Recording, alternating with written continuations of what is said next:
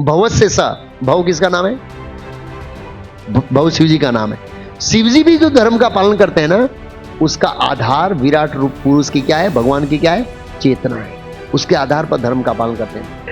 ये एहसास कब होगा? जब हमारा हृदय शुद्ध होगा ना, तब हमें पता लगेगा कि हर चीज पर हम कृष्ण पर डिपेंड है।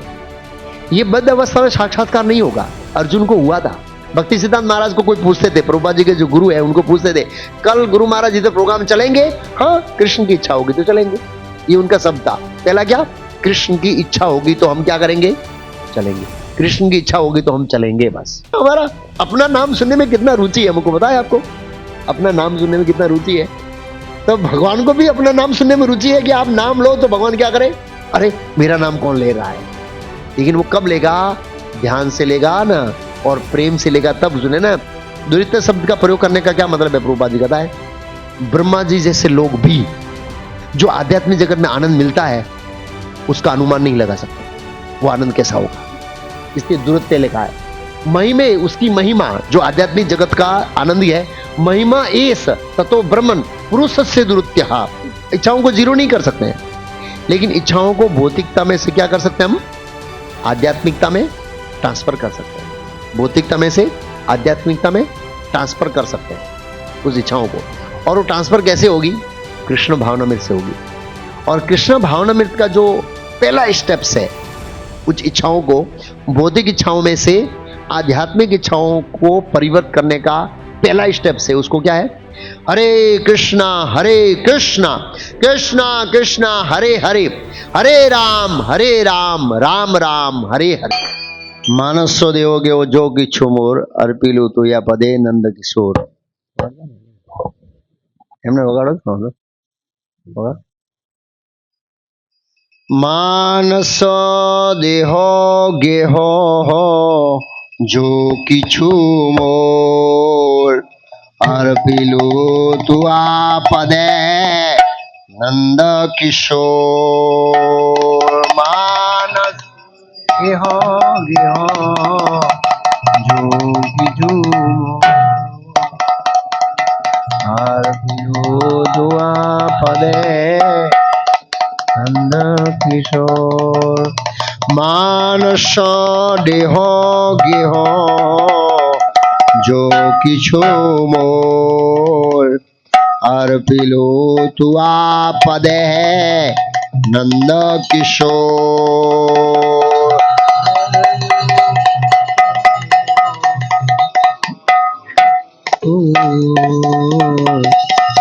अर्पिलु तु आ पदे नंद किशोर। संपदेवी पदे जीवने मरणे दाय मम गेला हुआओ पद भरणे।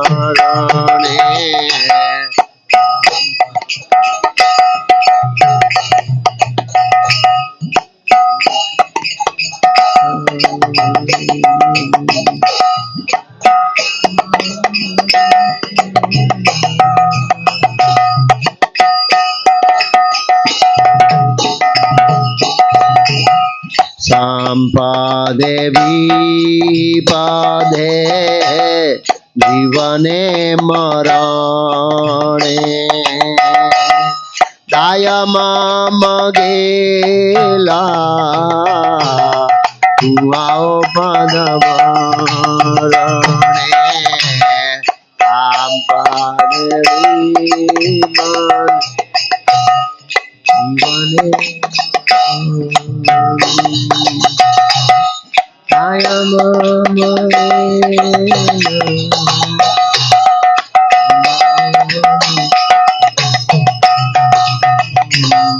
मारो वीरा को भी जो इच्छा तुम्हारा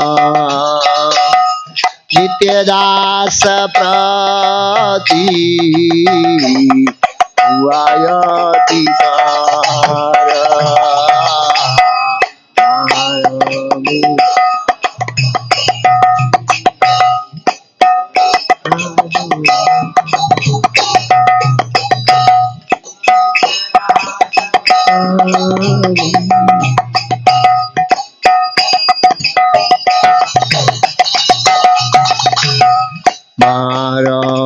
राखो भी तो इच्छा तुम्हारा। नित्य दास प्रति तुया अधिकार।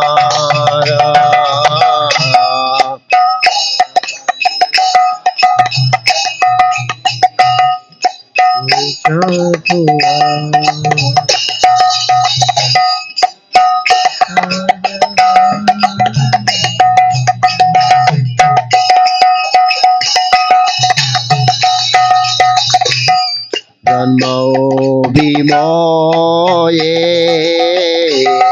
इच्छायदितोरा भक्त गृह जानी जन्म हो मोरा। विमोये इच्छायदितो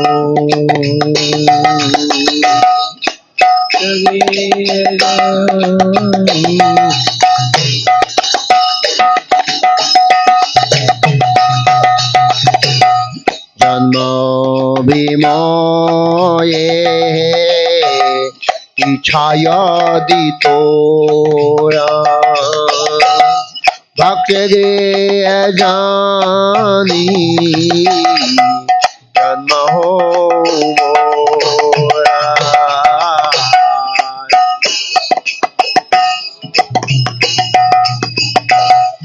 इच्छायदितो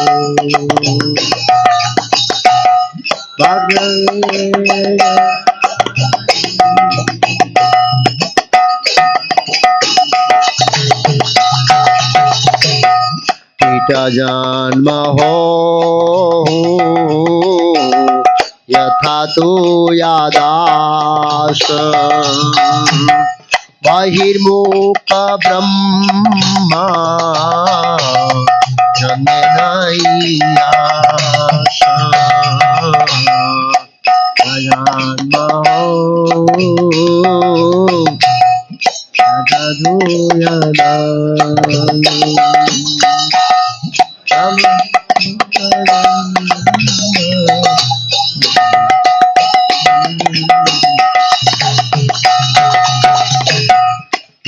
जन्म हो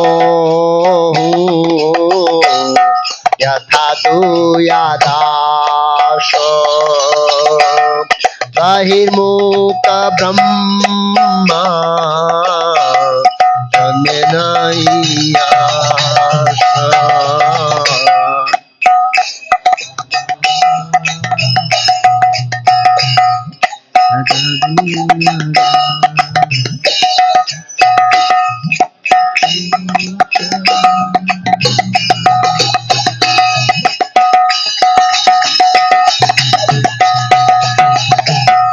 मुक्ति मुक्ति स्पृहा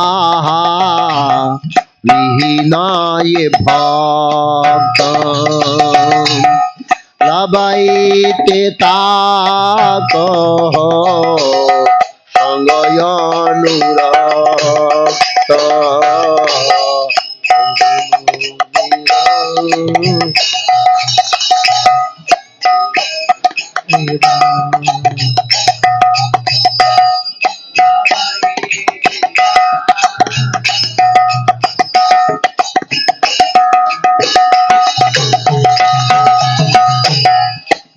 मुक्ति स्पृहा विहीनाय भक्त लाभायते ताको संगय अनुरक्त।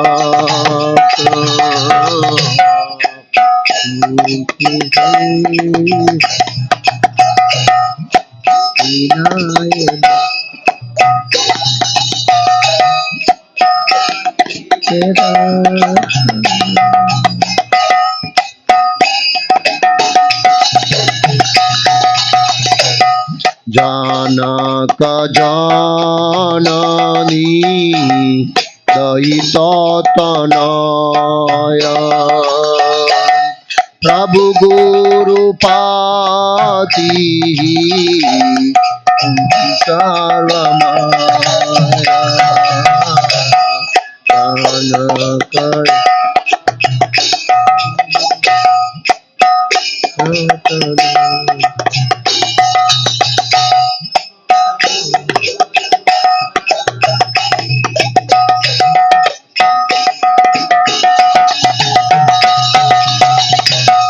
जानक जाननी तनया प्रभु गुरु पाती सर्वमाया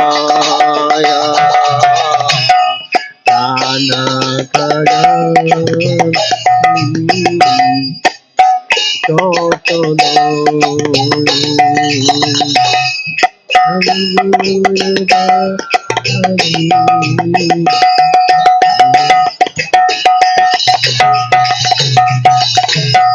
भक्ति विनोद कहे सुन काना राधा नाथ तू हमारा परान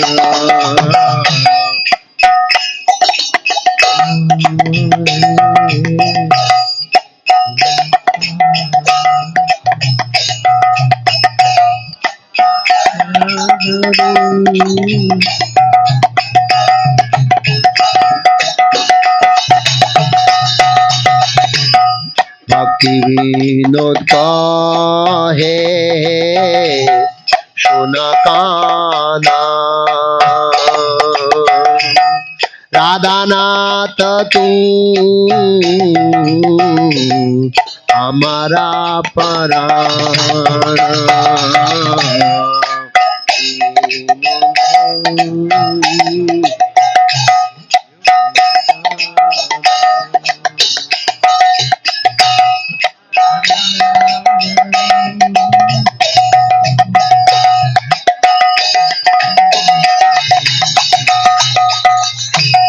जब विष्णुपाद परमहंस परिवजकाचार्य स्तोत्र सद श्री श्रीमद वचनारविंद भक्ति वेदांत स्वामी प्रभुपाद की अनंत कोटि वैष्णव विंद की जय।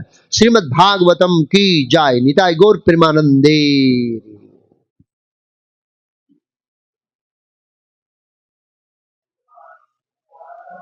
श्रीमद् भागवतम स्कंद 2 अध्याय 6 पुरुष सूक्त की सृष्टि। श्लोक संख्या 11, 12, 13, 14, 15, 16, 17, 18। 18 साथ लेंगे। साहा अमृतस्या अभयस्या ईसा मृत्यम अन्नम यथा अत्यगाता महिमा ऐसा तथा ब्रह्मन् पुरुषस्य दुरत्ययः सो अमृतस्य अभयस्य सो मृत्यम अन्नम यद्य ज्ञातात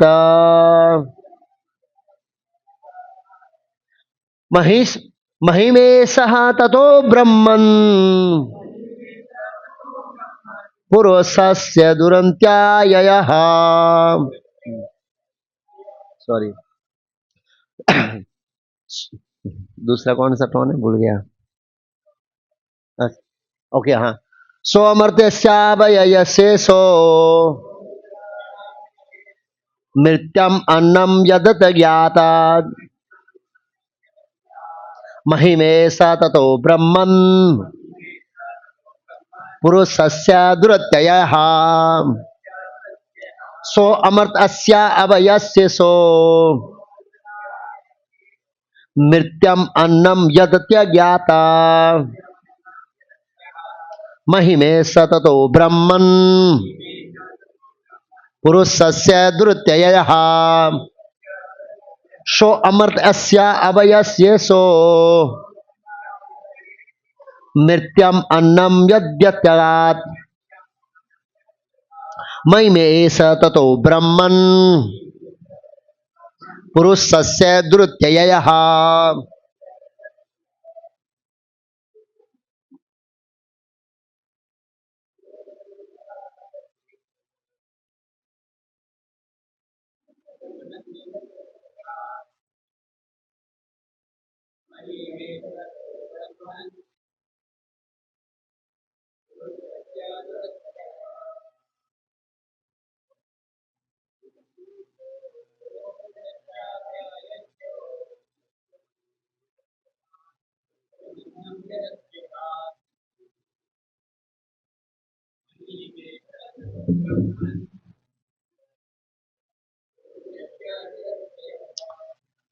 माताएं,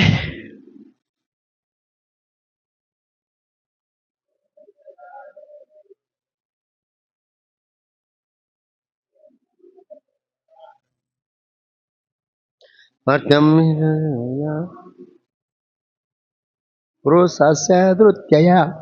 शब्दार्थ, अनुवाद और तात्पर्य शिला अभिचरणारविंद भक्ति वेदांत स्वयं प्रभुपाद इस्कॉन संस्थापक आचार्य द्वारा सह वे भगवान अमृतस्य अमृत का, अभयस्य निर्भयता का, ईसा नियंता, मृत्यम मरणशील, अन्नम सकाम कर्म, यता जो अत्यगात पार कर गया, महिमा यस ऐसा उनका, ततः अतएव ब्रह्मन हे ब्राह्मण नारद, पुरुषस्य परम पुरुष का,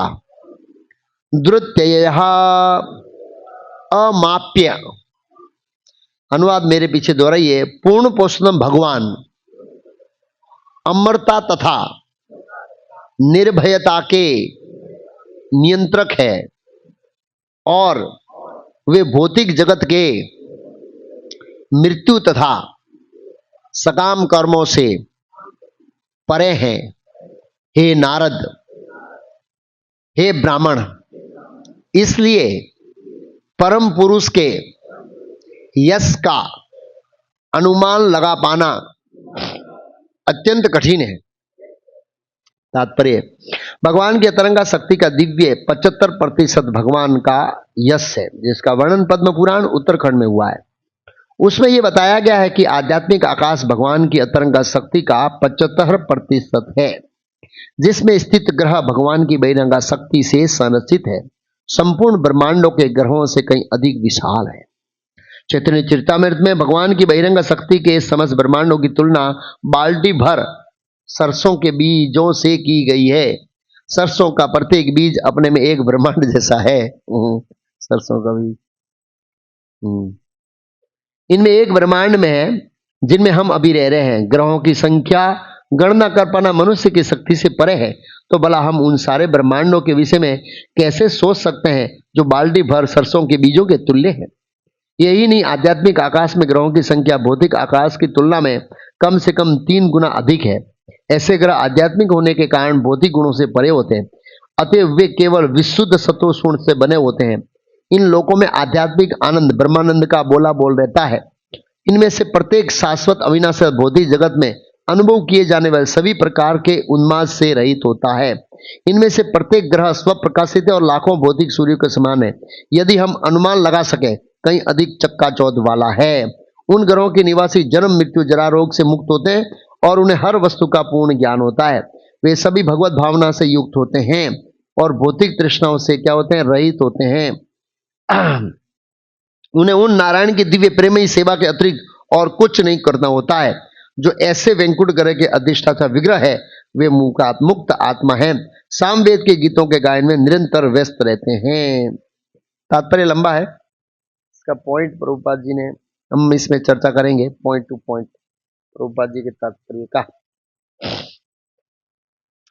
ओम अज्ञानतिमिरान्धस्य ज्ञानाञ्जनशलाकया चक्षुरुन्मीलितं येन तस्मै श्रीगुरुवे नमः। नमो विष्णुपादाय कृष्णपृष्ठाय भूतले श्रीमते भक्तिवेदांत स्वामी इति नामिने। नमस्ते सारस्वते देवे गौरवाणी प्रचारिणे निर्विशेष शून्यवादी पाश्चात्य देशतारिणे। श्री कृष्ण चैतन्य प्रभु नित्यानंद श्री अद्वैत गदाधर श्रीवासादि गौर भक्तवृंद। हरे कृष्णा कृष्ण कृष्ण हरे हरे, हरे राम राम राम हरे हरे। ये जो श्लोक है 2.6.18, ये बहुत महत्वपूर्ण श्लोक है। इस श्लोक में विशेष भौतिक जगत के दोषों का वर्णन है और आध्यात्मिक जगत के गुणों का वर्णन है, प्लस आध्यात्मिक जगत में जो सुख अनुभव किया जाता है वो सुख कितना उत्कृष्ट होता है और कैसे कैसे लोग जो भौतिक जगत में हैं सर्वशक्तिशाली, वो उस सुख के बारे में नहीं जानते। इतना उत्कृष्ट सुख मिलता है कहां पर? आध्यात्मिक जगत में। तो इस श्लोक में 3 चीजों का वर्णन है। कितनी चीजों का वर्णन है? 1 भौतिक जगत के दोष, 2 आध्यात्मिक जगत के गुण, 3 वहां के निवासियों के द्वारा जो सुख भोगा जाता है उसका अनुमान कैसे लोग लगा सकते हैं और कैसे लोग नहीं लगा सकते। तो इस श्लोक पे चर्चा करने से पहले पिछले हमारे श्लोक जो बाकी है उसको ले लूंगा। तो याद रखिए, हम कई रविवार से हर रविवार को विराट रूप की चर्चा कर रहे हैं। किसकी चर्चा कर रहे हैं? विराट रूप माने ये भौतिक जगत। इस भौतिक जगत की जो ये ब्रह्मांड है, इनकी तुलना भगवान के विराट रूप के जो भौतिक स्वरूप है उसके साथ की गई है, उसकी चर्चा चल रही है। ब्रह्मा जी इस अध्याय में वक्ता है। ब्रह्मा जी बोल रहे हैं, अपने पुत्र नारद जी को भगवान के विराट रूप के यूनिवर्सल जो फॉर्म है उसका वर्णन कर रहे हैं। ब्रह्मा जी समझा रहे हैं इस अध्याय में या पिछले अध्याय में, 2-3 अध्यायों से ब्रह्मा जी समझा रहे हैं, क्योंकि नारद जी ने प्रश्न पूछा था कि किस प्रकार ये जो संपूर्ण ब्रह्मांड है, ये इसकी व्यवस्था है, इसका सर्जन होता है और ये टिकता है और फिर ये अंततः प्रलय के अधीन हो जाता है। ये ब्रह्मा जी समझा रहे हैं। इसकी व्यवस्था, इसका सर्जन, इसका टिकना और इसका विनाश। क्योंकि ये प्रश्न किसने पूछा था? नारद जी ने पूछा था। अर्थात ब्रह्मा जी क्या बता रहे हैं? जो ब्रह्मा जी इस ब्रह्मांड के इंजीनियर है, पहले इंजीनियर, भौतिक ब्रह्मांड के पहले इंजीनियर है, मुख्य प्लानर है, अंदर का प्लानिंग वही करते हैं। तो स्वयं ब्रह्मा जी स्वयं भगवान के विराट रूप इस यूनिवर्सल फॉर्म का एक ढांचा अर्थात ब्लूप्रिंट प्रस्तुत कर रहे हैं हमारे सामने। एक ब्लूप्रिंट प्रस्तुत कर रहे हैं हमारे सामने। तो ये बहुत महत्वपूर्ण है। और विशेषकर जो अभी टॉपिक चल रहा है, अभी मीन्स श्लोक संख्या इस अध्याय का, तो नारद जी ने पूछा था यद च मतलब ये कंपोज कैसे हुआ, इस ब्रह्मांड कंपोजिंग इसका कैसे हुआ है, किन किन चीजों से बना है, वो चीजों का वर्णन हो रहा है। तो काफी हद तक उनका वर्णन कर लिया है। मैं 11वें श्लोक से बैकग्राउंड दूंगा। अभी तक हमने अलग अलग भगवान के विराट रूप से अलग अलग चीजें निकली और अलग अलग चीज से ये ब्रह्मांड बना है, उस तक चर्चा किया। मैं 11वें श्लोक से शुरू करूंगा। 11वें श्लोक से 11वें श्लोक में कहा है, अव्यक्त रस सिंधु नाम भूतानाम निधन से स उदरम विदितो पुंसो हृदयम मनसम पदतः। ये भी बहुत महत्वपूर्ण सिद्धांत है। उसमें बताया कि भगवान का ये विराट रूप है, इस विशाल सागरों का आश्रय है। तो हम जो सागर देते हैं वो तो बहुत छोटा है, लेकिन सबसे बड़ा सागर इस भौतिक ब्रह्मांड में, और नीचे का सागर नहीं, गर्भोदक सागर की बात नहीं कर रहे, हम भूमंडल पर जो सागर है, भूमंडल पर जिसको पृथ्वी भी कहते हैं एक भाषा में, एक बात में भूमंडल के सबसे बड़ा सागर कौन सा है पता है? सबसे बड़ा सागर भूमंडल की बात कर रहा हूं। 5वें स्कंद में वर्णन है, उसकी बात कर रहा हूं। मीठे पानी का। किसके पानी का? हाँ, देखा है कभी? नहीं देखा है। डिस्कवरी में भी नहीं देखा है। नहीं देख पा रहे हैं, क्यों? क्योंकि मैंने बताया ये भूमंडल है, उसमें 7 द्वीप है और क्या है, 7 सागर है। तो जो लास्ट सागर है वो कितने मिलियन योजन है, उसका डायमीटर तो बहुत बड़ा है, लेकिन जैसे गोड़ाई होते हैं तो एक साइज होता है ना, ऐसे वो मापते हैं ना, वो है 32 लाख योजन। कितना? 32, सॉरी, पहला 1 लाख, दूसरा 2 लाख, तीसरा, जो 7 सागर है ना, पहला 1, दूसरा 2, तीसरा 4, 8 और 16 और 32, 64 लाख योजन, सॉरी, 7वां योजन 64 लाख योजन। इसकी ये है, क्या बोलते हैं उसको, जैसे एक राउंड होता है, और वो राउंड तो बहुत लंबा है, वो राउंड तो बहुत लंबा, मतलब कितना राउंड होगा उसका, ऐसे राउंड में समझो ना 200 मिलियन योजन हो जाएगा। लेकिन 64 मिलियन योजन ये कॉर्नर से ये कॉर्नर है। चौड़ाई के व्यास, व्यास रेडियस नहीं, रेडियस मींस गोल पूरा, एक कॉर्नर से। लेकिन ये कॉर्नर से ये कॉर्नर, जैसे ये ऐसा गोल एक समुद्र है, ये कॉर्नर से बाहर का कॉर्नर, अंदर जमीन और बाहर गोल्डन लैंड है, और इसके बीच का जो भाग है 64 मिलियन योजन, 64 मिलियन योजन। मिलियन योजन मतलब समझ से 1 मिलियन योजन में कितना किलोमीटर होगा, आप काउंट कर सकते हैं। 64 मिलियन योजन। तो कहने का मतलब ये सब समुद्रों का आधार क्या है? भगवान का विराट रूप है, शरीर।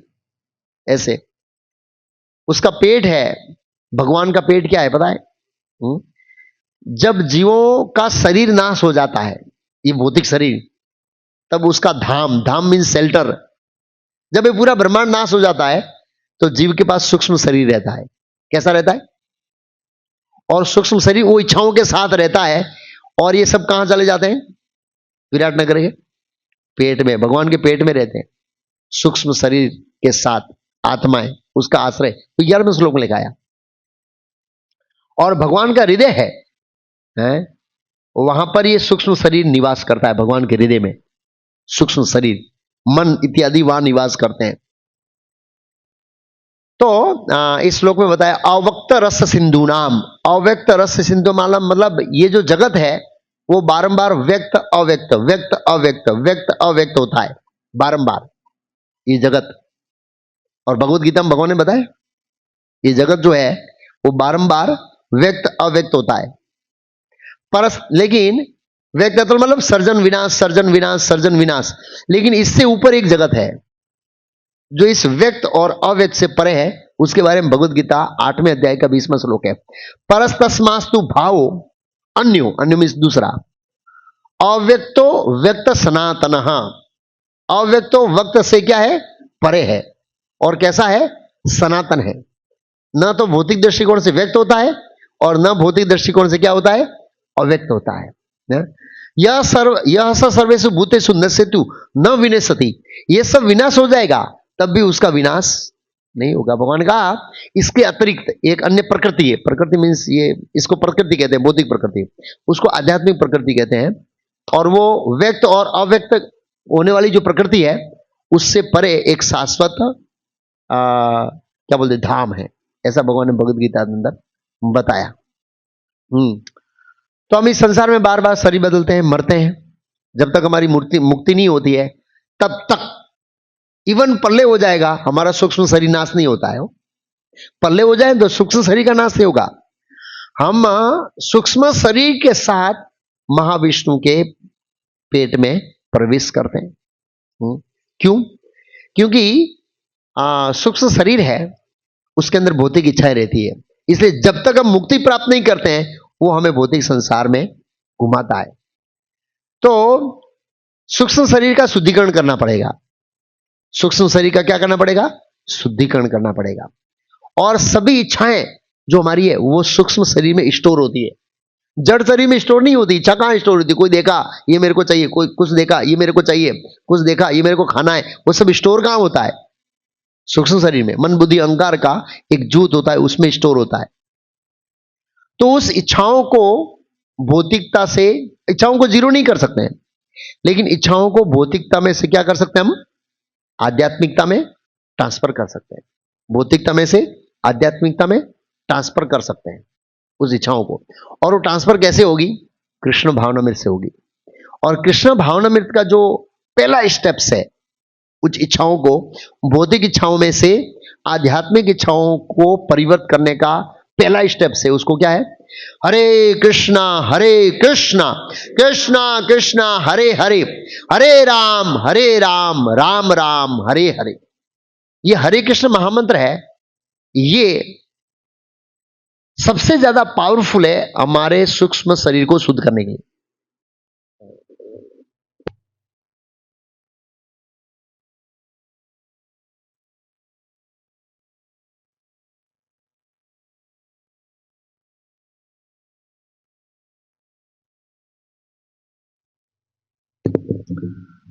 तो ये सूक्ष्म शरीर का जो शुद्धिकरण करेगा ये हरे कृष्ण महामंत्र करेगा। ये बहुत पावरफुल टूल्स है सूक्ष्म शरीर। क्यों सूक्ष्म शरीर का शुद्धिकरण होगा तब स्थूल शरीर का शुद्धिकरण होगा, याद रखना। क्योंकि लोग बोलते हैं ना, जो अंदर हो उस बाहर आओ है, बात सही है ना। तो अंदर का मतलब है सूक्ष्म शरीर, वहां जैसी भावनाएं, वहां हमारा जो काम क्रोध मोह लोभ वो बाहर आता है? जैसा अंदर होता है ऐसा ही भाव बाहर होता है, ऐसा नहीं बाहर का भाव अंदर जाता है। तो वो सूक्ष्म शरीर हमारा शुद्ध होगा हरे कृष्ण महामंत्र से। ये पॉइंट बहुत महत्वपूर्ण है एक्चुअली ऐसे।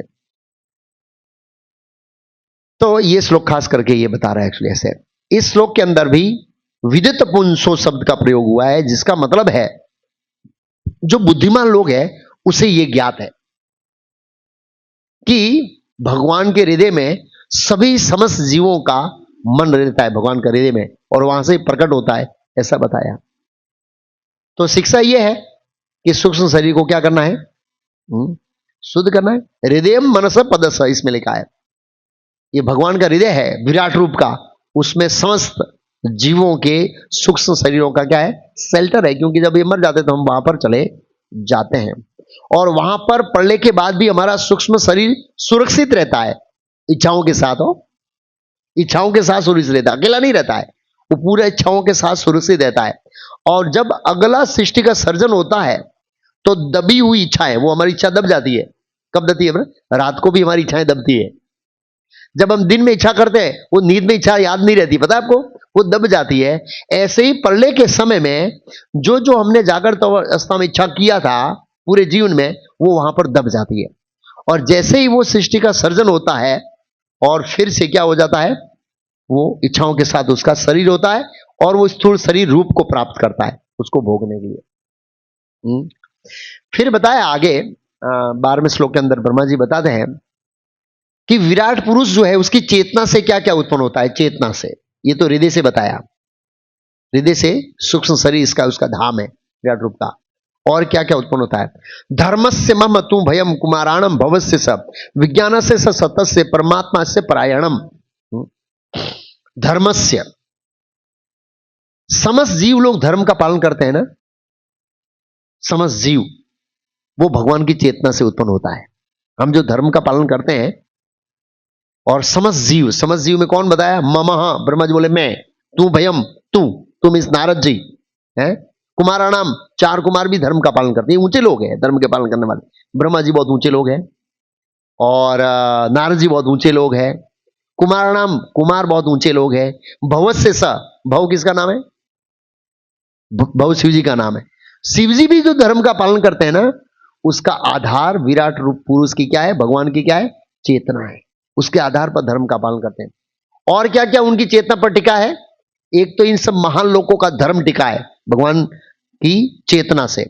विज्ञानस्य, विज्ञानस्य का ट्रांसलेशन प्रभुपाद जी ने किया है विज्ञान, ज्ञान और विज्ञान। विज्ञान मीन्स दिव्यानंद, दिव्य ज्ञान इत्यादि। सत्वस्य, सत्वस्य का मतलब लिखा है प्रभुपाद जी ने सत्य। तो भगवान की चेतना से 3 चीज टिकी है विराट पुरुष की चेतना से। एक, सभी जीवों का धर्म जो इस भौतिक जगत में है, जो धर्म का पालन करते हैं। नंबर 2, विज्ञानस्य, विज्ञानस्य का मतलब है दिव्य आनंद या दिव्य ज्ञान। तीसरा है सत्वस्य। सत्वस्य मीन्स जो सत्य है, एब्सोल्यूट ट्रूथ है, वो यहां पर टिका है। मतलब ब्रह्मा जी स्पष्ट कर रहे हैं कि उनकी चेतना जो भी कॉन्शियसनेस है, नारद जी की चेतना, शिव जी की चेतना, कुमारों की चेतना और समस्त जीवों की जो धार्मिक चेतना है, वो भगवान की परम चेतना पर निर्भर है, डिपेंड है। हम की जैसे बच्चा होता है ना, उनका सब कुछ डिपेंड किसके ऊपर होता है? बाप के ऊपर। ऐसे भगवान के ऊपर क्या है? हाँ, डिपेंड है वो चेतना। ब्रह्मांड में सबसे बड़े देवता, ऋषि, सब जो भी धर्म का पालन करते हैं, वो चेतना वहां से प्राप्त करते हैं, भगवान से। एक्चुअली ऐसे वो अपना धर्म बना नहीं सकते हैं। धर्म तो साक्षात भगवत प्रणीतम। हाँ, कोई नया धर्म गढ़ नहीं सकते हैं यहाँ पर। तो यहाँ पर एक बहुत अच्छी शिक्षा है। शिक्षा ये है कि इतने बड़े बड़े लोग हैं, वो अपनी चेतना को आधारित रखते हैं कहां पर? भगवान पर। तो हमें स्वतंत्रता का अहंकार नहीं होना चाहिए कि मैं स्वतंत्र हूं और मेरा भगवान से कुछ लेना देना नहीं है, ऐसा नहीं होना चाहिए। हमें सोचना चाहिए कि हम जो भी धर्म का पालन करते हैं, किसके कारण करते हैं? भगवान की चेतना के कारण करते हैं। ये जानना चाहिए। शुरुआत में ये कैसे होगा? प्रभु जी मैं माला कर रहा हूं, इसमें भगवान ने क्या लेना देना? कैसे भगवान के बेड पे लूं? अभी मैंने माला किया, उसमें कृष्ण कहां है बीच में? ये एहसास कब होगा? जब हमारा हृदय शुद्ध होगा ना, तब हमें पता लगेगा कि हर चीज पर हम कृष्ण पर डिपेंड है। ये बद्ध अवस्था में साक्षात्कार नहीं होगा। अर्जुन को हुआ था। कब हुआ था पता है? जब वो द्वारका से वापस आया, भगवान कृष्ण अप्रकट हो गए। युधिष्ठिर महाराज ने उनको भेजा था कि जाओ जान के आ जाओ वासुदेव का अगला प्लानिंग क्या है, अगला प्लानिंग क्या है? जान के आओ। तो अर्जुन जानने के लिए गया था और भगवान अप्रकट हो गए और रास्ते में उनकी रानी को लेके आ रहे थे और वो ग्वालों ने उनका हरण कर दिया। अर्जुन को एहसास हो गया कि पहली बार जीवन में हार क्या है, उसका स्वाद लिया। क्या लिया? टेस्ट। अर्जुन को टेस्ट भी पता नहीं था। एक मेरे साथ एक लड़का था, धर्मेश जोशी करके, जब मैं इस्कॉन में नहीं जुड़ा तब पढ़ता था कॉलेज में। उनका मुझे चाय क्या होती उसका स्वाद पता नहीं है। मुझे भक्त नहीं था तो भी बोले चाय का स्वाद पता नहीं है।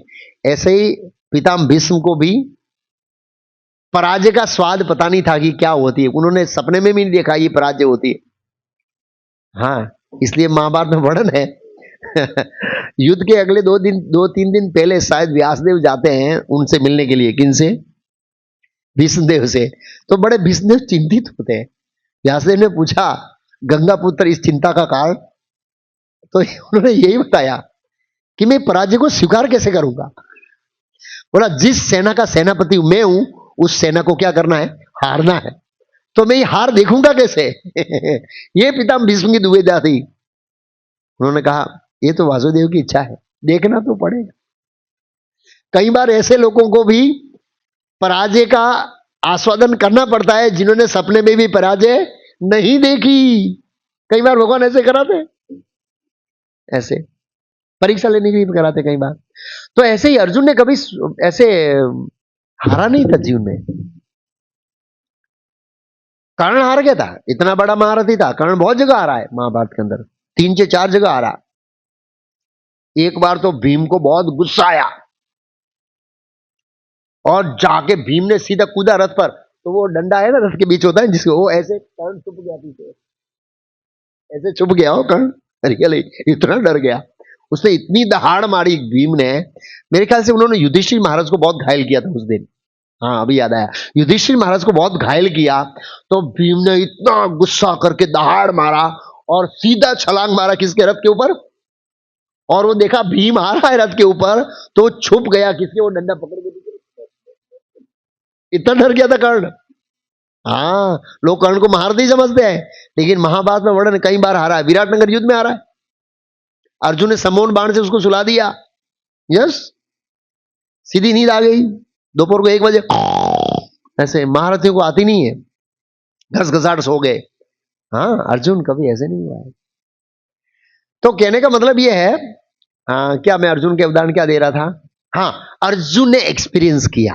वो तो पहले ही एक्सपीरियंस किया, लेकिन युधिष्ठिर महाराज के सामने बोल रहा है कि मैंने जो भी पराक्रम किए वो मात्र और मात्र वासुदेव की क्या है? उन्होंने गिनाया है। हम लाक्षागृह में उनकी कृपा से बचे। द्रौपदी का स्वयंवर मैंने उनकी कृपा से जीता। अग्निदेव को प्रसन्न किया। कहां पर? खांडव वन के अंदर, वो उनकी कृपा थी। वहां पर से देवताओं को भगाया, विराटनगर युद्ध में जीता जहां मैं अकेला था, है। और ये क्या बोलते हैं, बहुत बड़ा युद्ध का सागर था जिसमें पितामह भीष्म वो वेल मछलियों के समान थे, और वो सब इनको परास्त कर पाया मात्र और मात्र किसके कारण? वासुदेव के कारण। अभी हम अज्ञान के अंदर है, अहंकार के अंदर है, इसलिए हमें एहसास नहीं हो रहा है कि हम कैसे स्वतंत्र नहीं। हम तो स्वतंत्र थे, आराम से घूम रहे, खा रहे, फिर रहे। नहीं, स्वतंत्र नहीं है, हर चीज पे कृष्ण पे डिपेंड है। लेकिन ये साक्षात्कार होगा जब हम भक्ति में आगे बढ़ेंगे, तब होंगे कि हर चीज के अंदर। भक्ति सिद्धांत महाराज को कोई पूछते थे, प्रभुपाद जी के जो गुरु है उनको पूछते थे, कल गुरु महाराज जी तो प्रोग्राम चलेंगे? हाँ, कृष्ण की इच्छा होगी तो चलेंगे। ये उनका शब्द था। पहला क्या? कृष्ण की इच्छा होगी तो हम क्या करेंगे? चलेंगे। कृष्ण की इच्छा होगी तो हम चलेंगे, बस। बात सही है। तो ये जो महान लोग होते हैं ना, वो हमेशा कृष्ण की इच्छा पे क्या रहते हैं? डिपेंड रहते हैं, ऐसे निर्भर। तो यहां पर ये शिक्षा है। तो चेतना और दिव्य ज्ञान का आधार भगवान की चेतना है। एक्चुअली ऐसे भौतिक जगत में जो विज्ञान है, भौतिक जगत में जो ज्ञान है वो अपूर्ण और परिवर्तनशील है, लेकिन आध्यात्मिक विज्ञान है वो रियलाइजेज नॉलेज, मतलब अनुभव किया ज्ञान है, इसलिए उसको विज्ञान कहा है। तो कहने का मतलब है हमारी चेतना को शुद्ध करना पड़ेगा। ये सब भगवान की चेतना से आता है, और हमारी चेतना भगवान की चेतना से जोड़नी पड़ेगी, और चेतने के लिए हमारी चेतना को क्या करना पड़ेगा? शुद्ध करना पड़ेगा। वापस शुद्धिकरण करने का वही प्रोसेस आया क्या? हरे कृष्णा कृष्णा कृष्णा हरे हरे, हरे राम राम हरे हरे। हमें बहुत अच्छी तरह से एक करुणामयी पुकार के साथ, एक गंभीरता के साथ, एक ध्यान मग्न भगवान के नामों के जो शब्द है वो सुनते हुए हमें क्या करना चाहिए? हरे कृष्ण महामंत्र का जप करना चाहिए। कैसे?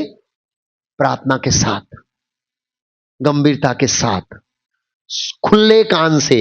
कैसे कान से? बोला कान तो कभी बंद नहीं रहता है मेरा प्रभु, बंद रहता है ना, 24 घंटे बंद रहता है। भौतिक उसे जब सुनने आते हैं कान खुल जाता है। कई बार हम उनका नाम लेते तो मेरा नाम लिया, क्या बात चली भाई इधर।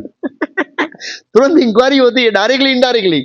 मारो हूं बात करता है बे जना भाई, ये पूछते कितना हमारा अपना नाम सुनने में कितना रुचि है। हमको पता है आपको अपना नाम सुनने में कितना रुचि है। तो भगवान को भी अपना नाम सुनने में रुचि है कि आप नाम लो तो भगवान क्या करे? अरे मेरा नाम कौन ले रहा है? लेकिन वो कब लेगा? ध्यान से लेगा ना, और प्रेम से लेगा, तब सुने ना। कोई बहुत क्या बोलते हैं कटु वचन में भगवान का नाम लेगा, हमारा कोई कटु पहले हूं को तो ले लिया, तो बहुत छोड़ दो यार, तो कुछ गलत बात कर रहा है हमारी, नहीं सुनना चाहता है। लेकिन वो प्रेम से बात करेगा ना तो जिज्ञासा होगी, कहने का मतलब है। तो भगवान का नाम प्रेम से, मतलब आदर से, गंभीरता से, खुले कानों से लेना चाहिए, ताकि हमारी जो चेतना है प्रकृति के 3 गुण से दूषित हो गई वो आगे चलेगी। आगे ब्रह्मा जी बता रहे हैं ये कैसे सब कुछ जो है विराट रूप से, विराट रूप की चेतना से ढका हुआ है, मतलब भौतिक चेतना से ढका हुआ है। इस संसार में जो भी जीव है वो सब कहीं ना कहीं थोड़ी मात्रा में, यहाँ पर जिसका नाम लिया है वो बहुत कम मात्रा में ढके हुए हैं, लेकिन हम ज्यादा ढके हुए हैं। तो ब्रह्मा जी ने बहुत सारा नाम लिया है। अहम मैं, भगवान आप, भवत्स, भवत्स का मतलब क्या है? भवत्स, भवत्स का मतलब क्या है? शिव जी, बस। मुनियो अग्रजा, मुनियो अग्रजा मतलब कौन? मुनियों में अग्रणी कौन है? 4 कुमार। तो ये सब देवता, गंधर्व, किन्नर, सबका नाम लिया ब्रह्मा जी ने। बड़े बड़े ऋषि, देवतागण, असुरगण, नागगण, मनुष्य, पशु, पक्षी, सरी, सर्प, ब्रह्मांड की सारी दृश्य अभिव्यक्तियां, जितनी भी अभिव्यक्तियां हैं जिसको हम देखते हैं, नक्षत्र, ग्रह, तारे, गर्जन, विविध लोकों के वासी, गंधर्व, अप्सरा, यक्ष, भूत, पशु, पितृ, सिद्ध, विद्याधरण, चारण, ये बड़ी जातियां हैं देवों की। बहुत जाति है देवों की, हमको पता ही नहीं है, वेराइटी ऑफ जाति है, जिसमें पशु पक्षी भी समझ, सब कुछ है। और भूत, वर्तमान, भविष्य में जो कुछ उत्पन्न हुआ है, होगा है और हो रहा है, वो सब विराट रूप की चेतना से क्या है? आच्छादित। मतलब भौतिक चेतना से क्या है? आच्छादित है। हमारी चेतना भौतिक है क्या? मैं ये शरीर हूं, ये सब आच्छादित है। ये भगवान की विराट रूप का प्रभाव है।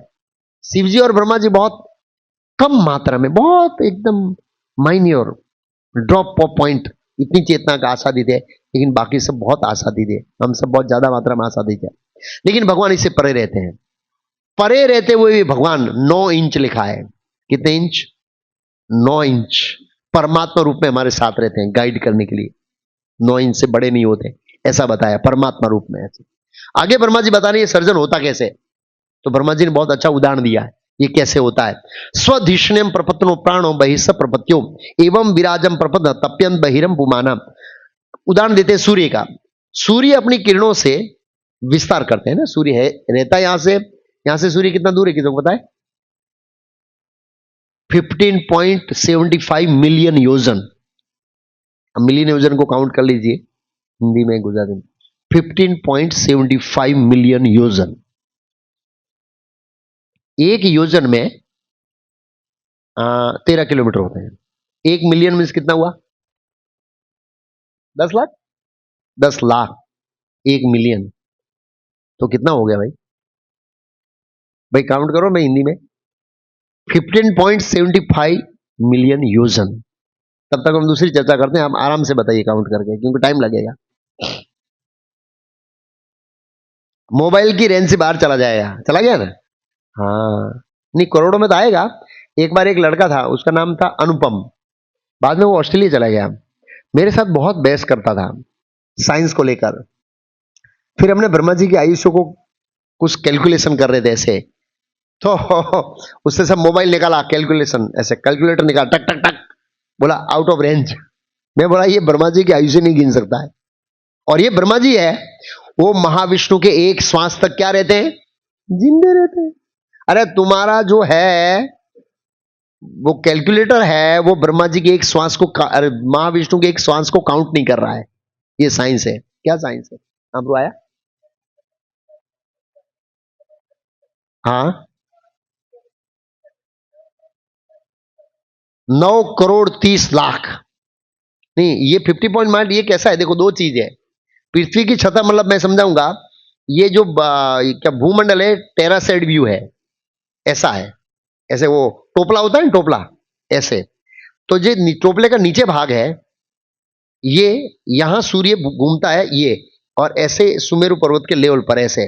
लेकिन हम यहां पर है तो यहां से ऐसे साइड में मतलब ये पृथ्वी गोल है यहां से साइड में ये जो ऐसा लेवल है सूर्य यहां है मान लो अभी अभी सूर्य यहां है तो यहां से यहां का जो डिस्टेंस है ये पृथ्वी यहां पर है दूसरी यहां से यहां का लेवल है वो 15.75 मिलियन योजन है। भागवत में लिखा है। वो कभी बताऊंगा इसमें डायग्राम कॉस्मोलॉजी जो भी है। तो कहने का मतलब सूर्य विस्तार करता है पूरे ब्रह्मांड में। हम दूसरे विषय पर चले गए। विस्तार करता है और प्रकाश वितरित करता है बाहर और अंदर। इसी प्रकार भगवान विराट पुरुष के रूप में इस सृष्टि के भीतर और बाहर है। इस तरह से विस्तार करते हैं। एग्जाम्पल दिया। अब ब्रह्मा जी वर्णन करते हैं इस श्लोक के अंदर। हम आगे 17 श्लोक हमारे पूरे हो गए 17वें श्लोक तक। यह श्लोक बहुत महत्वपूर्ण है। इस श्लोक में ब्रह्मा जी वर्णन करते हैं विराट जगत इस जगत के दोष और आध्यात्मिक जगत के गुण और आध्यात्मिक जगत में जो सुख है वो कितना महान है उसके बारे में। बहुत सुंदर श्लोक है ये। इस श्लोक की पहली लाइन क्या है? सो अमृत अस्य अभय अस्य यशो मृत्यम अन्नम यज्ञात महिषेव ततो ब्रह्मण पुरुष से दुर्तय। शिला प्रभुपाद जी श्लोक के तात्पर्य में 3 विषय की तुलना कर रहे हैं। कितने विषय की तुलना? 3 विषय की तुलना। पहला आध्यात्मिक जगत है उसमें अमरता है और इस भौतिक जगत में क्या है? मृत्यता है। यहां लिखा अमृतस्य और नीचे क्या लिखा? मृत्य। अमृत्य मृत्य। और आध्यात्मिक जगत में क्या है? अभय है और भौतिक जगत में क्या है? भय है। और तीसरी तुलना कर रहे हैं सुख की। किसकी तुलना कर रहे हैं? ये 3 चीज रखिए। और हां प्रभुपाद तात्पर्य में एक और तुलना कर रहे हैं खास करके 2 मालिक हैं। एक भौतिक मालिक एक आध्यात्मिक मालिक। भौतिक मालिक का मतलब हम कंपनी में जॉब करते हैं वो हमारा मालिक। कोई हमारा नेता हो सकता है जो भी उसको लेके। और एक आध्यात्मिक मालिक उसमें क्या अंतर है तो वो समझेंगे। भौतिक मालिक आध्यात्मिक मालिक। शिला प्रभुपाद जी समझाते हैं इस संसार का कोई भी मालिक बॉस उसके अधीन जो काम करने वाले हैं उनके साथ अपने बराबरी का सुख या पद नहीं बांट सकता। वो अपने अपने पद को बराबर हिस्से में नहीं बांटता है और उसका जो सुख है वो अपने नौकरों के साथ बराबर हिस्से में नहीं बांटता है। कभी देखा है? और ना तो वो मालिक अमर होता है, इसलिए अपने अधीनस्थों को भी अमरता प्रदान नहीं कर सकता। ये प्रभुपाद जी ने तब लिखा है पॉइंट तात्पर्य में। आप समझे? पहला पॉइंट प्रभुपाद जी तुलना कर रहे हैं, एक भौतिक मालिक, एक आध्यात्मिक मालिक। हमारा आत्मा का मालिक, आध्यात्मिक मालिक, और भौतिक मालिक मतलब इस संसार में हम जो भी काम करते हैं जिससे अर्ज बोला। प्रभुपाद जी कहते हैं जो भौतिक मालिक होता है वो कभी भी अपने सुख और अपने पद को अपने सेवकों के सम्मान स्तर पर नहीं बांट सकता। ये पहला उनका दोष है। और ना ही वो अमरता प्रदान कर सकता है। क्यों अमरता प्रदान नहीं कर सकता है? एक मालिक अपने सेवकों को अमरता प्रदान क्यों नहीं कर सकता है? क्योंकि वो खुद अमर नहीं है। लेकिन भगवान इतने दयालु है और इतने कृपालु है कि वो अपने भक्तों को अपने सम्मान ऐश्वर्य देते हैं। उसको कौन सी मुक्ति कहते हैं? साष्टी मुक्ति। कौन सी मुक्ति कहते हैं? साष्टी मुक्ति। मतलब भगवान अपने भक्तों के सम्मान ऐश्वर्य रहता है। जैसा भगवान का महल, ऐसा ही पड़ोस में, मतलब जहां भी उनका भक्त का महल, उनके पास जितना प्रॉपर्टी है, उसके पास जितनी फैसिलिटी है, सेम फैसिलिटी किसके पास रहेगी? भक्त के पास रहेगी। हाँ, इसको साष्टी मुक्ति कहते हैं शास्त्रों में।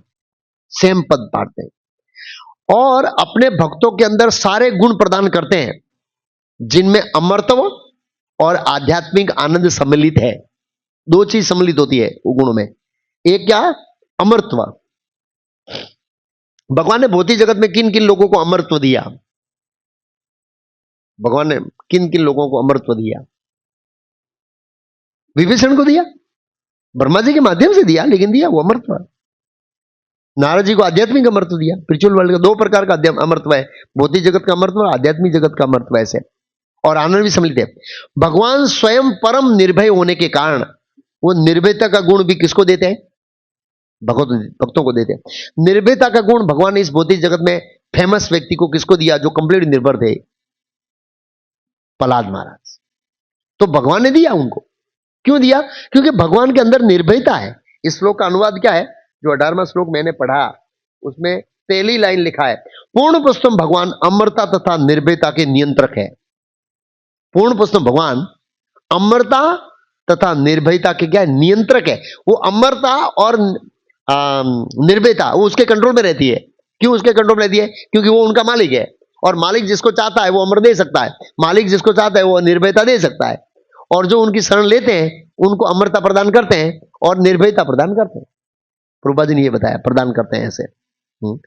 वो गुण भगवान भक्तों को दे सकते हैं, कई सारे भक्तों को दिया ऐसे।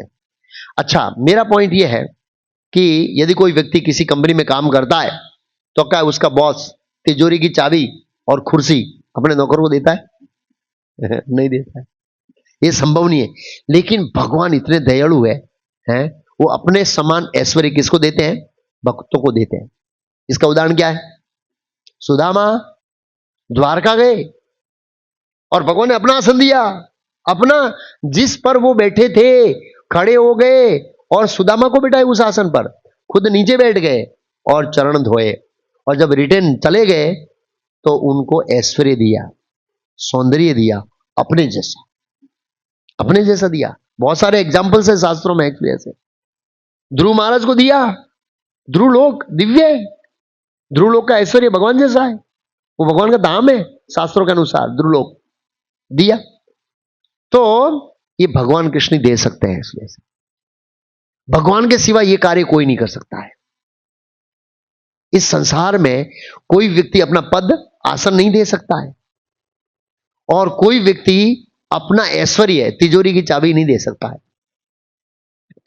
दो नहीं सह सकता है, ये केवल भगवान दे सकते हैं। और दिया है भगवान ने। ध्रुव महाराज को दिया 36,000 साल का राज्य, ये दिया। हाँ, युधिष्ठिर महाराज का ऐश्वर्य पढ़िए भागवतम में। हाँ, अम्बरीश महाराज का ऐश्वर्य पढ़िए आप भागवतम में। सोच नहीं सकते ऐसे दिया।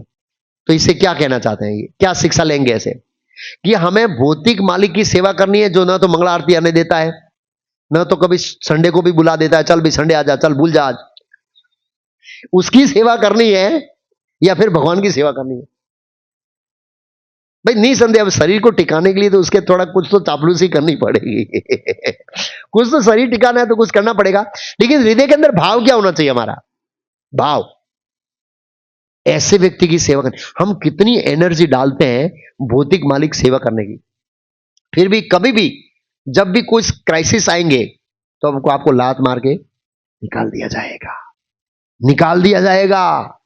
उसको अच्छा आदमी मिल गया, ज्यादा प्रोडक्शन दे रहा है, या फिर उसका क्या बोल रहे हैं, वो कम हो गया है, क्या बोल रहे हैं, टर्नओवर कम हो गया है, आप एक्सेस हैं, उसको तकलीफ पड़ेगा। ये बैठा रहते नहीं, बेसलो पोसा ही नहीं आ रहा हो, इसको छूटा करो भाई, तुम जितना ले लो यहां से जाओ बस। हाँ, भगवान कभी ऐसे नहीं करेंगे। इसलिए निसंदेह मैं भी समझता हूं शरीर पालन के लिए हमें इस भौतिक बॉस की नौकरी वोकरी करनी पड़ेगी जो भी है, लेकिन हृदय में एक बहुत गहरी भावना होनी चाहिए कि हमें ऐसे भगवान की शरण लेनी है जो वास्तव में अपना पद दे सकते हैं, जो अपने पास जो ऐश्वर्य है वो मेरे से पूरा पूरा बांट सकता है। ऐसी हृदय में ऊंडी भावना होनी चाहिए, और वो भावना से प्रेरित होकर हमें क्या करना चाहिए, भक्ति करना चाहिए।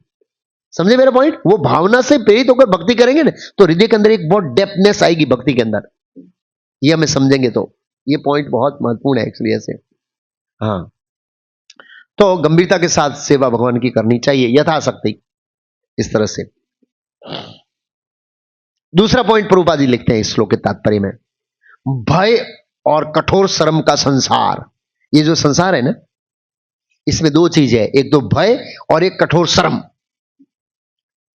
प्रभुपाद लिखते हैं इस श्लोक के तात्पर्य में कि भौतिक जगत में जो भी तथा कथित सुख हम लोग अचीवमेंट करते हैं वो किससे मिलता है, हार्डवर्क से मिलता है।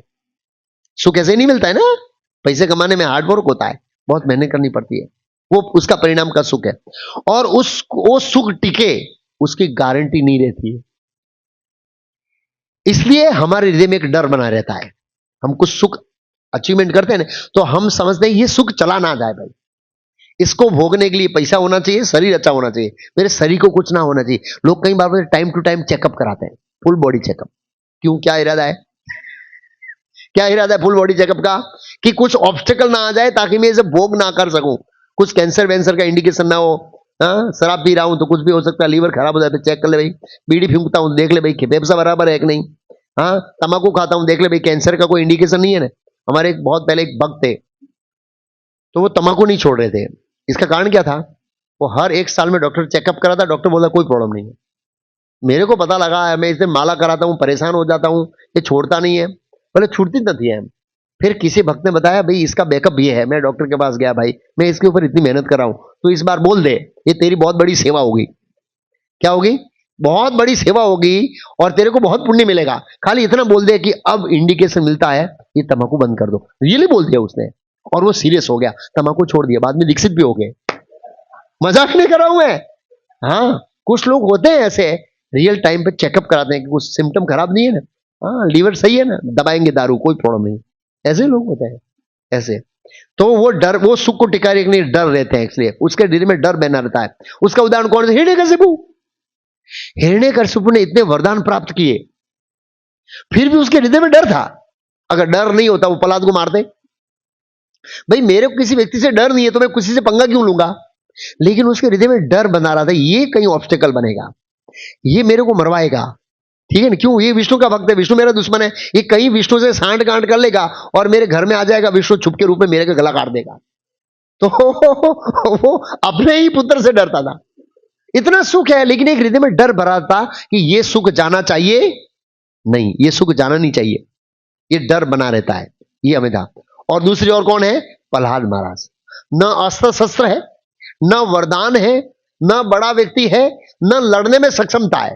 हिरण्यकशिपु तो कम से कम अपने शरीर की अपनी ताकत थी, अस्त्र शस्त्र थे, लड़ सकते थे। इसके पास तो कुछ भी नहीं है लेकिन फिर भी क्या है, निर्भय है, कोई प्रकार का उसका भय नहीं है। और वो निर्भयता किसने दी, भगवान ने दी है। जिसके सामने हिरण्यकशिपु कितना भी परेशान हो जाए उसको अंदर कोई भय हृदय में पैदा नहीं होता था। उसने पूछ लिया लास्ट में कि मेरे एक आंख के पलकारे से पूरे देवता कांपते हैं और तेरे पीछे बैकअप कौन सा है, कि कौन तेरे को बचा रहा है जिसके कारण तेरे को डर नहीं है किसी बात का। बोला पिताजी जहां से आपको डराने का पावर आता है ना वहां से मेरे को डिफेंस, वो डर को भगाने से पावर आता है। वो वायर तो हमने दोनों एक ही जगह पे जोड़ा है। जैसे फ्रिज को ठंडा करना है वायर और हीटर को गर्म करना वायर, दोनों ही इलेक्ट्रिक सिलेंडर में ही डाला है। वो दोनों जगह एक सही आता है, बाहर दो जगह लगाए, फिर वो गर्म हो गया एक्चुअली ऐसे। तो उदाहरण कहते हैं भौतिक संसार में, इस प्रैक्टिकल बात करो, इस संसार में हम धन कमाने की योजना बनाते हैं और योजना बनाने में रात दिन एक कर देते हैं, लग जाते हैं, लेकिन फिर भी मन में क्या रहता है? भय रहता है, ये बिजनेस चलेगा, ये बिजनेस सक्सेस होगा, ये टाइम पर प्रोडक्शन दे पाएगा, क्या ये आइटम बिकेगी, क्या मैं योजना मेरी सफल होगी? और उसके लिए हम लोग क्या करते हैं, थोड़ा भी डाउट होता है तो चिंतित रहते हैं। हमने कितना भी परफेक्ट प्लानिंग कर लिया है, फिर भी एग्जाइटी रहती है। क्यों? क्योंकि भौतिक जगत का नाम एक क्या है? कुंठा। कुंठ मीन्स एग्जाइटी, और स्पिरिचुअल वर्ल्ड का नाम क्या है? वैकुंठ, जिसमें किसी के ऊपर की एग्जाइटी रहती है। क्यों? भौतिक जगत के जीवों के हृदय में हमेशा कुछ न कुछ भय का और चिंता का सवार रहता है। क्यों? क्योंकि ये संसार का अस्तित्व ही एक प्रकार का भय है। भागवत में श्लोक है, भयम दित्यात अभिनिवेश स्यात्। हम जैसे ही मटेरियल वर्ल्ड में आते हैं ना, हमारे हृदय में भय संचार होता है, उससे पहले भय नहीं होता है। उसका एक सिंपल एग्जांपल दूं, हम रोड पे चल रहे हैं, हमारे हार्ट बीट नॉर्मल है, लेकिन जैसे हम नाव में बैठ जाएंगे, हमारे हार्ट बीट चेंज हो जाएंगे। हम सेफ है फिर भी शांत हो जाता है, हम सेफ है, हमको पता है नाव अच्छी है। हाँ, आजकल लोग बहुत चर्चा हो रही है, वृंदावन के अंदर 10 लोग डूब के मर गए यमुना नदी में। एक दृष्टिकोण से तो सौभाग्य है वृंदावन में मरना और यमुना में मरना, ऐसा मृत्यु तो सौभाग्यशाली को मिलता है, लेकिन फिर भी घटना घट गई, उसको अशुभ कह सकते हैं एक दृष्टिकोण से। स्पिरिचुअल दृष्टिकोण से अशुभ नहीं है। तो नाव सेफ है, अच्छा है, अच्छा चला रहा है, फिर भी हार्ट बीट है। क्यों? इसका कारण क्या पता है आपको? ये इसका जवाब मिल जाएगा ना, तो आपको जवाब मिल जाएगा कि मटेरियल वर्ल्ड में हम सभी तरह से सेफ रहने के बावजूद भी हृदय के अंदर एक भय और एक चिंता रहेगी कॉर्नर में। वो क्यों? नाव के ऊपर भय हमारे हृदय में क्यों संचारित होता है, सेफ होते हुए भी ना? और जवाब दीजिए। हाँ प्राणा प्रभु, स्वाभाविक स्थिति में नहीं है, वी आर अननेचुरल पोजीशन। मछली नेचुरल पोजीशन, उसको भय नहीं होगा, वो नाम है। हमारा जैसे चलना, ये जो नॉर्मल है ऐसे चलना, वो पानी है, वो हमारे लिए चलने का स्थान नहीं, वो अस्वाभाविक स्थिति है। ऐसे ये मटेरियल वर्ल्ड है, वो हमारे रहने के लिए नहीं बना है, वो अस्वाभाविक स्थिति है यहाँ पर। इसलिए आप कितना भी सेफ हो, आपके हृदय में भय और चिंता रहेगी। वो मात्रा कम ज्यादा होती है और एक सॉफ्ट कॉर्नर में रहती है, जो सूक्ष्म माइंड के अंदर क्या करती है, वो बुलबुले की तरह निकलती रहती है, चिंता है एक्चुअली ऐसे। तो प्रभुपाद बताए, क्योंकि सारे जीव जन्म मृत्यु जरा रोग से सदा भयभीत रहते हैं। इस जगत में सदैव काल का प्रभाव बना रहता है, जिससे वस्तुएं एक अवस्था से दूसरा अवस्था में क्या होती है? चेंज होती है, और जीव के अंदर विकार आता है, और समय के प्रभाव से काफी कुछ परिवर्तित होता है, और उस परिवर्तन से हम क्या करते हैं? डरते हैं। कंपनी में परिवर्तन लाने की बात सुनते हैं, ये नियम आएगा, तुरंत डर जाते हैं, मेरा क्या होगा, मैं इसमें भी फिट होऊंगा या निकल जाऊंगा, मैं कंपनी में टिकूंगा नहीं टिकूंगा। ब्रह्मचारी आश्रम में नियम बनाते हैं, लोग डर जाते हैं, बहुत कड़क नियम आ रहे हैं, ऐसा सुना है। तो कहने का मतलब एक है कि काल के प्रभाव से परिवर्तित होता है, और हम परिवर्तन से क्या करते हैं? डरते हैं। इसलिए हमारे प्रधानमंत्री जी धीरे धीरे परिवर्तन लाते हैं, जिससे प्रजा ना करे, क्या ना करे, हल्ला ना करे। हाँ, सब क्या बोले, ऑनलाइन पेमेंट, धीरे धीरे ऐसी योजना बना रहे हैं कि कैश पूरा क्या हो जाए, बंद हो जाए। और कैश बंद हो जाएगा तो क्या हो जाएगा? 2 नंबर का पैसा घूमता बंद हो जाएगा। लेकिन ये तो भारत है, इतना आसान नहीं है विदेश जैसा, ये भारत है। भारत अपने तरीके से चलने के लिए विख्यात है, अपने तरीके से काम करने वाले लोग हैं भारत में। इनको इतना बदलना इतना आसान नहीं है। इसलिए भारत में भक्त लोग भी अपने हिसाब से भक्ति करते हैं। विदेश में भक्त लोग होते हैं, वो काफी गंभीर होते हैं, बात अपने हिसाब से प्रभु, अपने हिसाब से आऊंगा, अपने हिसाब माला करूंगा, ऐसे करूंगा, ऐसा थोड़ा प्रभाव देखा जाता है, सब में नहीं लेकिन कहीं का देखा जाता है। ओके, लेकिन याद रखना, ये काल का प्रभाव आध्यात्मिक जगत में नहीं है, इसलिए वहां परिवर्तन नहीं होता है। हमारे यहाँ शरीर परिवर्तन होता है, समाज परिवर्तित होता है, हवा उबास ये सब परिवर्तित होते हैं, लेकिन वहां काल अनुपस्थित रहता है, इसलिए काल का प्रभाव नहीं है। और जहां काल का प्रभाव नहीं है, वहां पर कौन नहीं है? भय नहीं है। भय कहां रहता है? काल और भय दोनों साथ नहीं चलते हैं। भय भी देवता और काल भी देवता। काल बोला मैं पहले चलाता हूं, तू मेरे पीछे आ। तो पहले काल चलता है, फिर भय चलता है। ये दोनों इकट्ठा होकर क्या करते हैं? दोस्ती करके सब लोगों को क्या करते हैं? डराते रहते हैं। ये उनका काम। अच्छा, प्रभुपाद जी और आगे कहते हैं श्लोक के तात्पर्य में, भौतिक जगत में कथाकथित सुख मनुष्य का अपना फल होता है। कोई मनुष्य अपने कठोर श्रम के पर धनवान बन सकता है। ऐसे अर्जित सुख की अवधि के विषय में सदैव वो भय आशंका रहती है। किंतु भगवत धाम में, भगवान के धाम में किसी को सुख प्राप्त करने के लिए प्रयास नहीं करना पड़ता है। क्यों? वहां आपको सुख प्राप्त करना है, प्रयास नहीं करना पड़ेगा। क्यों?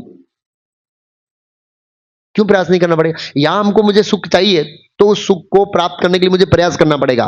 भगवान के धाम में आपको किसी भी प्रकार का सुख है प्राप्त करने के लिए प्रयास नहीं करना पड़ेगा। क्यों बताइए?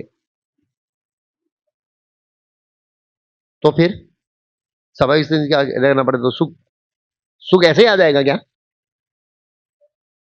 परमानेंट है मतलब चाहिए तो सही, मुझे वहां खाना चाहिए, वहां भी खाना है, पीना चाहिए, सोना चाहिए। सोना मीन्स गोल्ड चाहिए। मुझे हीरे मोती पहनना है तो वहां भी वो हीरे मोती पहनते हैं, पर वो कहां से आएगा वो हीरे मोती? यहाँ तो हीरे मोती पहनने आपको कमाने जाना पड़ेगा ना। वहां तो उसमें लिखा है वो मेहनत नहीं करना पड़ेगा आपको, कृष्ण प्रोवाइड करेंगे। कृष्ण प्रोवाइड करेंगे आपको जो भी चीज चाहिए आपको, कृष्ण प्रोवाइड कर। क्यों? अरे वो हमारा भरण पोषण करने वाला है। भौतिक जगत में भी वो करता है लेकिन इनडायरेक्टली। स्पिरिचुअल वर्ल्ड में वो हमारा भरण पोषण सीधा करता है। क्या चाहिए? मोती कितने हार चाहिए? 10। ले पकड़ महाप्रभु, ऐसे तुरंत। और वहां पर क्या है? कल्प वृक्ष है। क्या है? लेकिन आप याद करेंगे प्रभु इतने सारे जीवों के लिए कमाने के लिए भगवान अकेले कमाते हैं? ऐसा डाउट हो तो भगवान को कितनी मेहनत करनी है? नहीं, भगवान ऐश्वर्यों के अधिपति है। आप कल्प वृक्ष से इच्छा करो। किससे इच्छा करो? कल्प वृक्ष से सब कुछ मिल जाएगा। वो श्लोक क्या है कल्प वृक्ष वाला? ब्रह्म संहिता का चिंतामणि परकर सद्म, चिंतामणि परकर सद्नु कल्प वृक्ष लक्षावर्ते सुसूरभि अभिपालयंतम गोविंदमाद सम तमाम। कल्प वृक्ष हजारों हजारों कल्प वृक्ष है। जो आपको चाहिए, आम चाहिए मिल जाएगा, लींबू चाहिए मिल जाएगा, जो चाहिए मिल जाएगा। ओके, प्रभुपाद जी कहते हैं सुख तो आत्मा का स्वभाव है वहां पर। जैसा कि वेदांत सूत्र में कहा है प्रभुपाद जी, सुख क्या है? आनंदो अभ्यासात। हाँ, दूसरा याद रखना, वहां का जो सुख है ना, भौतिक जगत का सुख हमेशा क्या होता है? डाउन होता है। और आध्यात्म में लिखा है हमेशा वर्धित होता है। बोला पराकाष्ठा? कोई पराकाष्ठा नहीं। क्यों? जहां पर सुख की पराकाष्ठा आती है वहां पर क्या आता है पता है? फ्रस्ट्रेशन। फ्रस्ट्रेशन, फ्रस्ट्रेशन क्या बोलते हैं? निराशा। भाई मुझे खाना है, आज फिस्ट बनाई है, वास्तव में फिस्ट बनाई हो, खरेखर फिस्ट बनाई से, और मुझे खाना है आज, लेकिन पेट बोल रहा है कैपेसिटी पूरी हो गई, लेकिन इच्छा है, तो हमको क्या आया?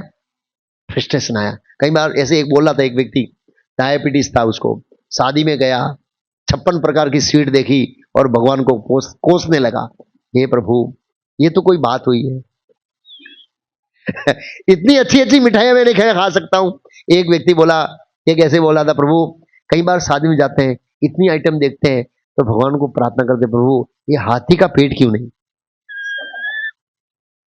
अरे भाई तेरे को हाथी का पेट देते तो ये शादी वाला क्या करता? बेचारा दिवाला हो जाता है, और सब हाथी का पेट मांगते तो सब हाथी का पेट मांगते तो वो तो बेचारा दिवाला हो जाएगा। हाँ, उसका पूरा लोन लेना पड़ेगा, करोड़ों रुपये खिलाएगा तो भी पूरा नहीं होगा ऐसे, और बुलाएगा ही नहीं। anyway, और तीसरा प्रभुपाद जी पॉइंट लगातार, इस आनंद का छीन होने का कोई प्रश्न नहीं उठता। देखो स्पिरिचुअल वर्ल्ड की आनंद की पराकाष्ठा बता रहे हैं। एक आध्यात्मिक आनंद की पराकाष्ठा क्या पता है? देखो एक एक समझते हो। पहला, आपको उसके लिए कमाना नहीं पड़ेगा। कोई भी प्रकार का सुख चाहिए कमाना नहीं पड़ेगा, ये पहला विशेष गुण। दूसरा गुण क्या है? वर्धित होता है। और तीसरा गुण क्या है? घटने का कोई प्रश्न नहीं है, वो घटता नहीं है। अंत होने का कोई प्रश्न नहीं हो, अंत नहीं होगा, बढ़ता जाएगा बढ़ता जाएगा बढ़ता जाएगा। बोला कोई पराकाष्ठा नहीं, कोई पराकाष्ठा नहीं। बोले ये कैसे हो सकता है? तो ब्रह्मा जी श्लोक में बताएंगे, महिमेश ततो ब्रह्मन, वो जवाब देंगे ये कैसे हो सकता है? उसका अंत नहीं हो। तो उसको समझेंगे। प्रभुपाद जी के देखें आगे लिखते हैं, ऐसा अनन्य आध्यात्मिक आनंद भौतिक ब्रह्मांड की परिधि में कहीं भी प्राप्त नहीं है। मतलब ये मटेरियल वर्ल्ड में ये आनंद कहीं भी प्राप्त नहीं है, यहां तक कि जनलोक, तपालोक और सत्यलोक में भी नहीं। प्रभुपाद तात्पर्य में लिखा है, तीनों लोकों में भी जो हाईएस्ट लोक है वहां भी नहीं है। क्यों? क्योंकि ब्रह्मा जी भी सकाम कर्म, जन्म मृत्यु जरा व्याधि से, जरा व्याधि नहीं है, जन्म है लेकिन उनका जन्म अलौकिक है, और मृत्यु वैसे नहीं है लेकिन फिर भी प्रभावित है क्योंकि आयु है ना, इसलिए यहां पर कहा गया है, दुरित्य शब्द का प्रयोग किया है। दुरित्य शब्द का प्रयोग करने का क्या मतलब है? प्रभुपाद जी कहता है, ब्रह्मा जी जैसे लोग भी जो आध्यात्मिक जगत में आनंद मिलता है उसका अनुमान नहीं लगा सकते वो आनंद कैसा होगा, इसलिए दुरित्य लिखा है। महिमे, उसकी महिमा, जो आध्यात्मिक जगत का आनंद है, महिमा एस ततो ब्रह्मन पुरुष से दुरित्य है। प्रभुपाद जी तात्पर्य लिखते हैं आगे, दूसरे शब्दों में भगवत धाम का जो आनंद है उसका अनुमान कल्पना बड़े बड़े सन्यासी, बड़े बड़े ब्रह्मचारी नहीं कर सकते हैं। जो स्वर्ग लोगों को प्राप्त करने के अधिकारी होते हैं, जो स्वर्ग लोग प्राप्त करने के अधिकारी होते हैं, बड़े बड़े सन्यासी, वो लोग भी ये जो आध्यात्मिक जगत वैंकुट में सुख मिलता है उसका अनुमान नहीं लगा सकते, उसकी कल्पना नहीं कर सकते, दुरित्य है उनके लिए, वो समझ नहीं पाते हैं। हाँ, प्रभुपाद जी और एक आगे लिखते हैं, किंतु भगवान और भगवान के भक्त और भगवान की कृपा से, प्रभुपाद लिखे तात्पर्य में, जो भगवान के अनन्य भक्त है उस सुख का अनुभव इस शरीर में कर सकते हैं, प्रभुपाद जी इस जगत में कर सकते हैं। इसलिए ऐसे भक्त लोग जो महान स्तर पर पहुंच गए वो अपनी भक्ति में क्या करते हैं? तीव्रता बढ़ाते हैं। क्यों? उनके उस सुख की झलक मिल जाती है, वो आध्यात्मिक सुख की क्या मिल जाती है? झलक। जैसे धनुर्दास को मिली थी, धनुर्दास कौन? रामानुजारी का शिष्य था, उनको मिली थी। ऐसे कई कई महान लोग हैं जिनको आध्यात्मिक जगत के सुख का झलक मिल गया था। ध्रुव महाराज, प्रहलाद महाराज, अम्बरीश महाराज, पांडव, बोला युधिष्ठिर महाराज तो भगवान मुकुंद की सेवा में ही आनंद रहते थे, उनको ये भौतिक ऐश्वर्य देवराज इंद्र के समान था, फिर भी उसमें कोई रुचि नहीं थी। ऐसे देखते हैं हम लोग। तो क्या शिक्षा है हमारी? सार क्या है इस श्लोक का? सार यह है कि भौतिक जगत मृत्यु लोगों के लिए है, मरणशील रहेगा। आध्यात्मिक जगत अमृतस्य, अमरता, और अभयस्य, भौतिक जगत भय से ग्रस्त है, आध्यात्मिक जगत अभय है। और भौतिक जगत में सुख प्राप्त करने के लिए पहला कठोर श्रम, दूसरा वर्ध बढ़ेगा नहीं, तीसरा क्षीण होगा। ये दोष है। आध्यात्मिक जगत में सुख बिना प्रयास किए आएगा, दूसरा वो सुख वर्धित होगा, और तीसरा उसकी पराकाष्ठा, एंड होने का कोई प्रश्न नहीं है। ये विशेषता है। तो हमें करना क्या चाहिए? ये सुनकर हमें क्या करना चाहिए? ये सुना तो हमें करना क्या है? बुद्धिमान व्यक्ति होगा वो आध्यात्मिक सुख को प्राप्त करने के लिए क्या करेगा? प्रयास करेगा। हमें बहुत गंभीरता से भक्ति करने का क्या करना चाहिए? प्रयास करना चाहिए। और एक चीज हम लोग, भौतिक मालिक, आध्यात्मिक मालिक, आध्यात्मिक मालिक भगवान कृष्ण, हमें ऐसे आध्यात्मिक मालिक का शरण लेना चाहिए जो अपना सुख अपने साथ, हमारे साथ बांट सके, जो अपना पद हमारे साथ बांट सके। यस, भगवान कृष्ण ने अर्जुन को सुदर्शन चक्र दिया, तुम यूज करो। अर्जुन लिया नहीं। अर्जुन सब कुछ भगवान अपना न्यौछावर करने के लिए तैयार थे। किसके लिए? अर्जुन के लिए। तो ये सब बताते हैं कि हमें भक्ति में बहुत गंभीर होने का क्या करना चाहिए? प्रयास करना चाहिए। रिजल्ट किसके हाथ में है? भगवान के हाथ में। लेकिन हमारा प्रयास होना चाहिए कृष्ण भक्ति में आगे बढ़ने के लिए। एग्जैक्ट टाइम पर हमारा पूरा हुआ। हाँ हाँ, तो पहला अनाउंसमेंट है, कोई नए भक्त लोग आए आज पहली बार? हाथ खड़ा करिए। पहली बार कितने लोग आए आज? अच्छा, आप लोग कहां से आए? गढ़कोल भाटिया। ओके ओके, वहां प्रोग्राम में जाते हैं?